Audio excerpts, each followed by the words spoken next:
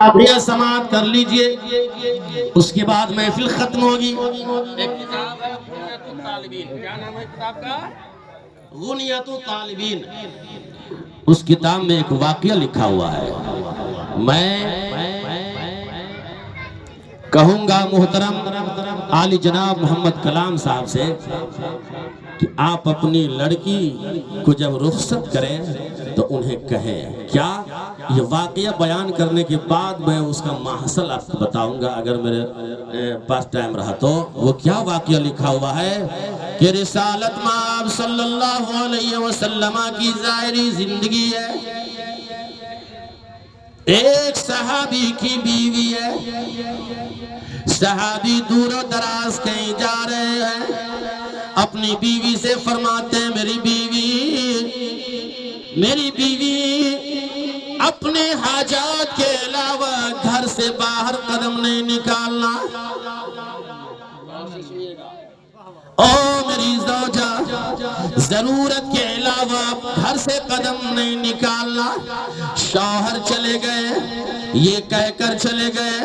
کچھ دنوں کے بعد اس عورت کا باپ بیمار پڑ گیا، اس عورت کے والد محترم بیمار پڑ گئے۔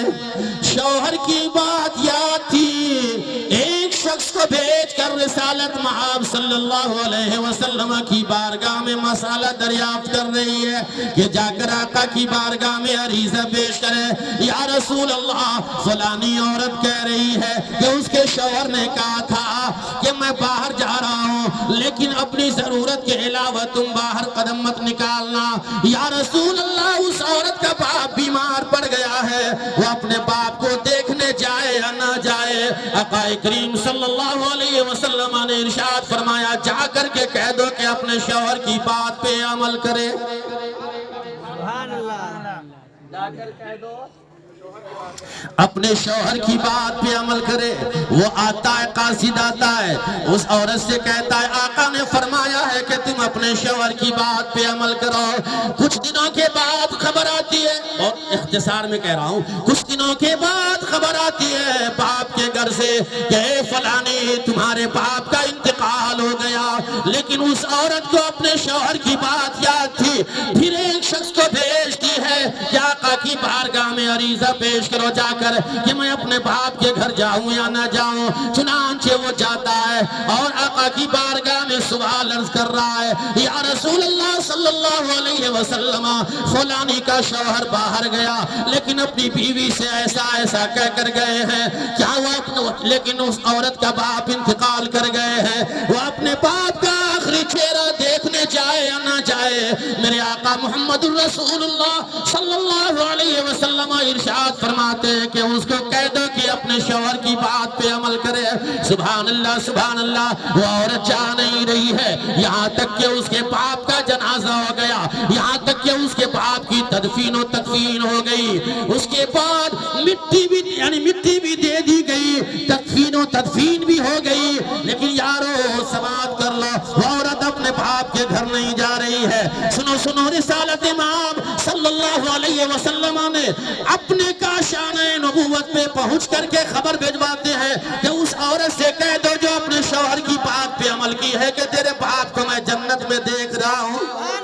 سبحان اللہ سبحان اللہ، اے عورت میں تیرے باپ کو جنت میں ڈالتے ہوئے دیکھ رہا ہوں۔ میں نے آقا کی بارگاہ میں تصورات کی دنیا میں سوال کیا، یا رسول اللہ صلی اللہ علیہ وسلم اس کا باپ جنت میں اس لیے ٹہل رہا تھا کہ وہ نمازی تھا، کیا اس کا باپ جنت میں اس لیے گیا کہ وہ حاجی تھا؟ کیا اس کا باپ جنت میں اس لیے گیا کہ وہ قاضی تھا؟ کیا اس کا باپ جنت میں اس لیے گیا کہ وہ میدان کا مجاہد تھا؟ کیا اس لیے اس کا باپ جنت میں گیا کہ زکوٰۃ ادا کرنے والا تھا؟ کیا اس لیے اس کا باپ جنت میں گیا خیرات و صدقات کرنے والا تھا؟ کیا اس کا باپ اس لیے جنت میں گیا کہ وہ غریبوں کی امداد کرنے والا تھا؟ تصورات کی دنیا میں جواب آ رہا ہے نہیں، اس لیے نہیں کہ وہ نمازی تھا، اس لیے نہیں کہ وہ غازی تھا، اس لیے نہیں کہ وہ زکوٰۃ دینے والا تھا، اس لیے نہیں کہ وہ حاجی تھا، اس لیے نہیں کہ وہ خیرات و امداد کرنے والا تھا، بلکہ آقا فرماتے ہیں تصورات کی دنیا میں جواب دے رہے ہیں مجھے کہ عبدالحفیظ سالم القادری سن لو اور کہہ دو میری امت سے کہ اس کے پاس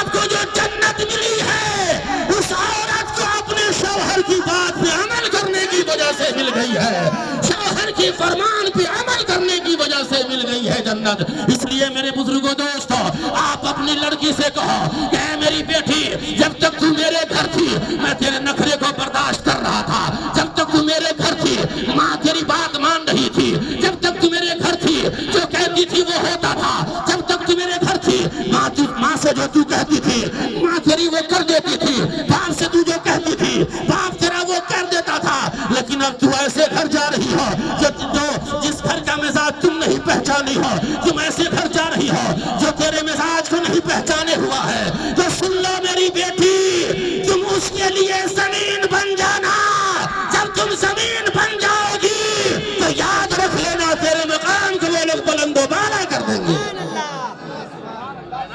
اس لیے میرے بزرگوں دوستو، سب لوگ